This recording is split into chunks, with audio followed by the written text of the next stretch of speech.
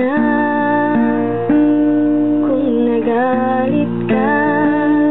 Di naman sinasadya. Kung may nasabi man ako, init lang ng ulo, pipilitin kong magbago. Pangako sa'yo, sorry na.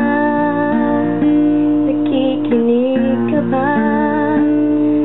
Malamang sawa ka na sa ugali kong ito, na ayaw magpatalo at parang sirang tambutso na hindi humihinto. Sorry na talaga kung ako'y medyo tanga, hindi ko